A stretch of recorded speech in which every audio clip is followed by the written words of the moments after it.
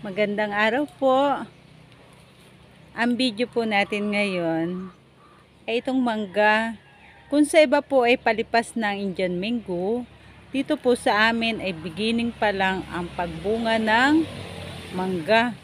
Ayan po, hindi pa masyadong malalaki ang bunga ng mangga. I-share ko sa inyo itong manggang ito dahil medyo naglalakihan na po. Ayan yung bunga ng mangga. Hindi pa masyadong malalaki. Ayan po sa loob. Marami din pong bunga. Ayan po yung mga bunga niya. Ayan po. Ayan. Dun sa taas po, ayun oh, maraming bunga. Ayun. Hanggang taas po. Siguro mga isang buwan pa, pwede na siyang i-harvest.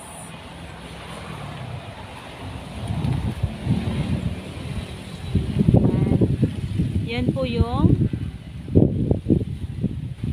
mga mangga dito. Kasi nung mga nakaraang buwan po, binigyan ako ng kapatid ko ng Indian mango. Magugulang na po. Pero dito bulaklak pa lang ang Indian mango.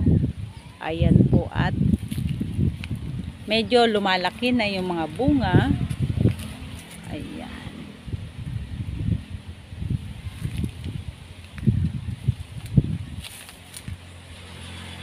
Ayan po.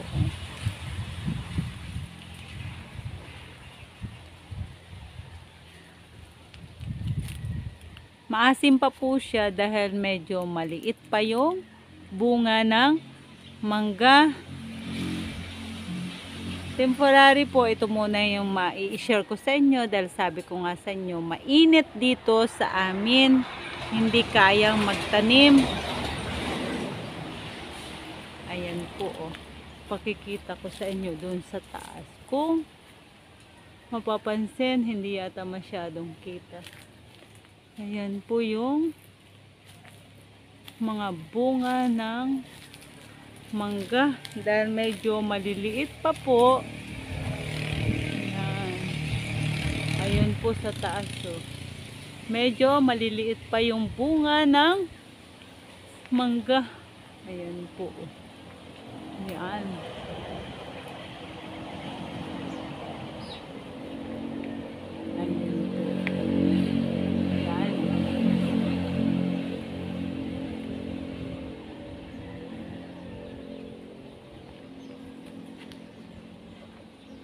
Pag gumulang to, masyadong marami kasi maliliit pa po yung bunga.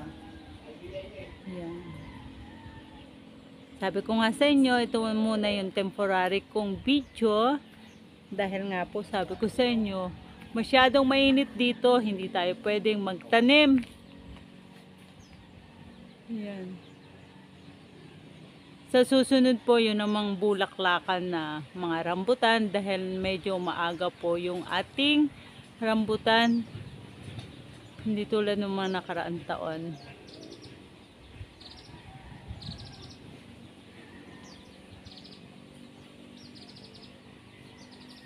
Ito naman yung ating alibangbang. Yan. Yan po yung ating pansuka sa mushroom, baka, baboy, saka Diyos. Yan po yung ginagamit nating paasim.